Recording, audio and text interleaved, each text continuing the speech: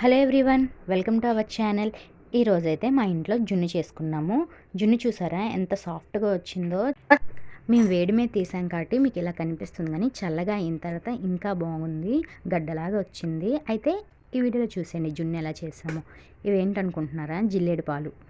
చాలా వరకు కొందరు వేయరు జిల్లేడు పాలు, మేమైతే జున్నులో అయితే వేస్తామండి. జిల్లేడు పాలు ఒక 4 డ్రాప్స్ సరిపోతాయి. ఇవి జున్ను పాలు. ఇందులో వేయడానికైతే అంగన్వాడీ పాలు అయితే తీసుకుంటున్నాం. బెల్లం, ఇంకా మిరియాలు, లవంగాలు అయితే తీసుకుంటున్నాము.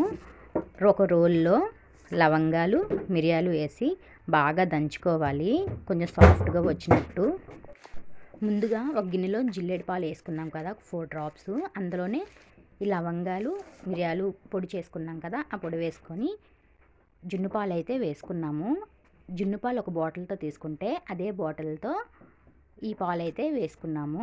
అంగన్వాడీ పాలు ఉన్నాయి కాబట్టి మేము వేసుకున్నాము, లేదంటే ఆవు పాలైనా వాడుకోవచ్చు జున్నులో. స్వీట్కి సరిపోయేటట్టు బెల్లం తీసుకొని ఇలా స్పూన్తో తురుముకొని అందులో వేసుకోవాలి. ఇలా బెల్లం ఈ విధంగా వేసుకొని ఆ బెల్లాన్ని కరిగేంత వరకు బాగా చేతితో కలుపుకోవాలి. మేమైతే కలిపేసుకున్నాము.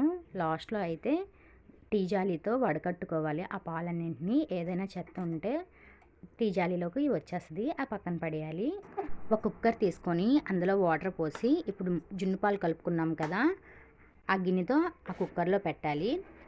ఆ గిన్నె మీద ఒక స్టీల్ మూతలాగా పెట్టి ఒక 8 విజిల్ వచ్చే వరకు ఉంచాలి. 8 విజిల్ వచ్చిన తర్వాత స్టవ్ ఆఫ్ చేసుకొని ఆ లోపల ఉన్న ప్రెషర్ అంతా పోయినంత వరకు, చల్లగా అయ్యేంత వరకు వెయిట్ చేసి తర్వాత మూత ఓపెన్ చేసుకొని జున్ను అయితే ఈ విధంగా సాఫ్ట్గా వస్తుంది.